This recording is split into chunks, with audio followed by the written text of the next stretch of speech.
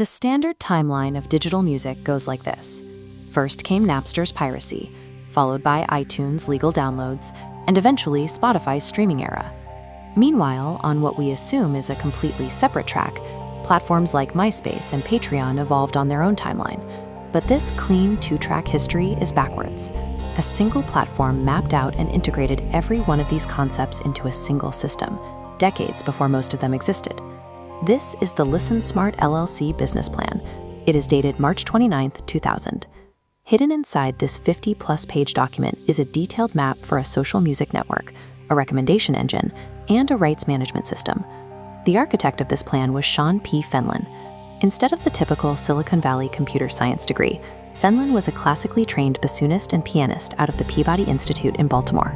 As a musician uploading his own work to the early web, Fenlon recognized a structural flaw in the early online music boom.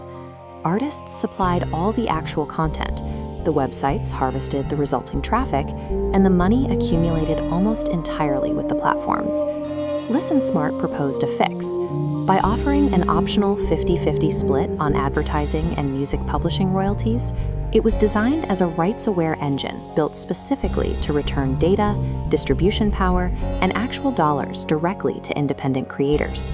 The 2000 business plan outlined a platform strategy called the Smart Suite. It combined a B2C site for public music discovery with a B2B database for industry professionals looking to license tracks.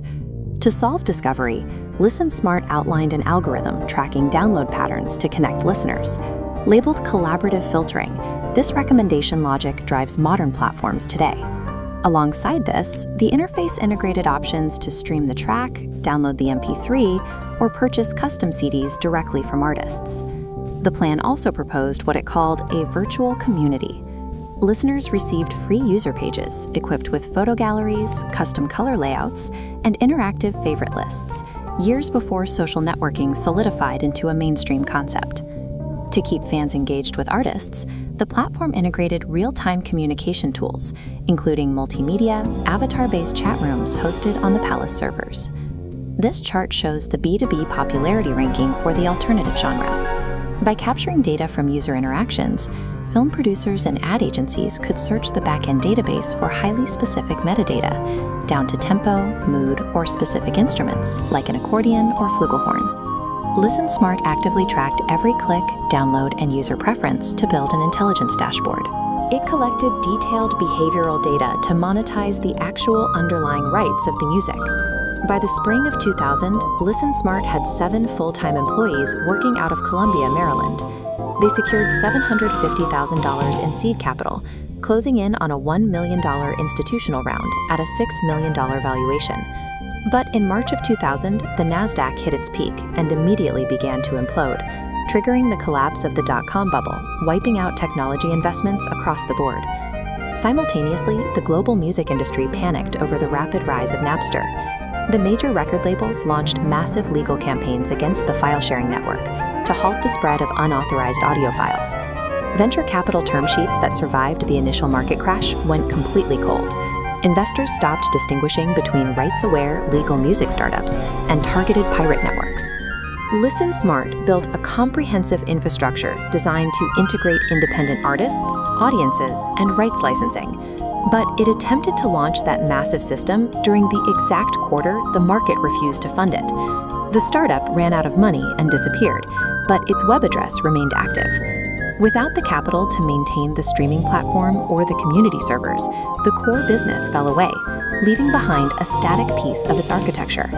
If you navigate to listensmart.com today, you find a fully structured music education site. It operates purely as an encyclopedia, cataloging musical history and theory under the tagline, "The smartest way to learn about music." The taxonomy on the current site matches the exact Learn About Music curriculum detailed in Sean Fenlon's original business plan. The original structure of the database survived the business itself. You can still read the original 500 to 1,000-word articles written by Peabody doctoral students, exploring the history of everything from the bassoon to the electronic theremin. The site preserves Fenlon's belief that surrounding a streaming platform with deep educational context creates a more literate, adventurous listener.